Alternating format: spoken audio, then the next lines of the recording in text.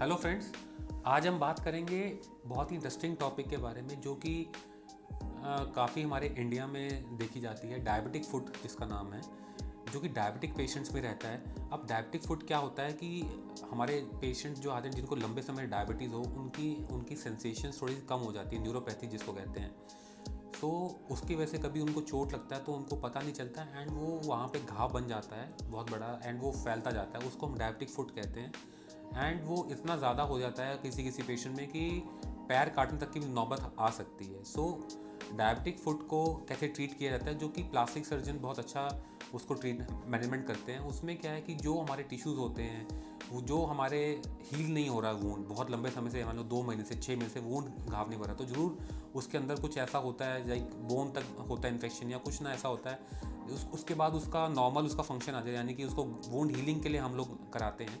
सो वो कैसे करते हैं, किसी में हम पेशेंट में नई स्किन लगानी पड़ती है, खाल लगानी पड़ती है, ग्राफ्टिंग कहते हैं जिसको, या कोई फ्लैप लगाना पड़ता है, यानी कि किसी मांस लेके किसी लेग का वहाँ से ट्रांसफ़र करना पड़ता है ताकि उसको प्रॉपर हीलिंग कराएं। सो डायबिटिक फुट जो है, इसके बहुत सारे ऑप्शन हैं। मेडिकल मैनेजमेंट भी है जिसमें हम शुगर कंट्रोल करते हैं। हम डायबिटिक फुट के अंदर एक शूज़ बनवाते हैं जिससे पेशेंट को चोट ना लगे। सर्जिकल ट्रीटमेंट मैंने आपको बताया कि ग्राफ्टिंग कर सकते हैं, डिब्राइडमेंट होता है, एक लोकल फ्लैप कवर होते हैं।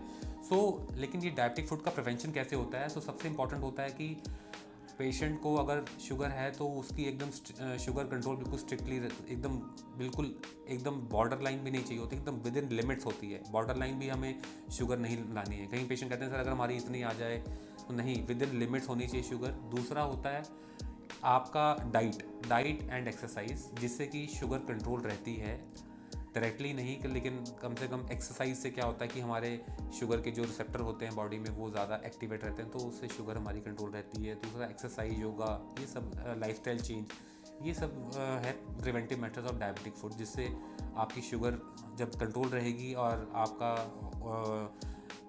चोट का जो है, जैसे जिस चीज़ से चोट लगती है, लाइक आपकी सेंसेशंस ख़राब नहीं होंगी शुगर से। ये सब चीज़ें हैं जिसको बहुत ध्यान देने वाली चीज़ें हैं। अगर आपको डायबिटिक फुट के बारे में या और कोई ऐसा घाव या अल्सर आपकी बॉडी में है जो ठीक नहीं हो रहा हो, उसके लिए कुछ भी आपको पूछना चाहते हैं तो do call us. Thank you.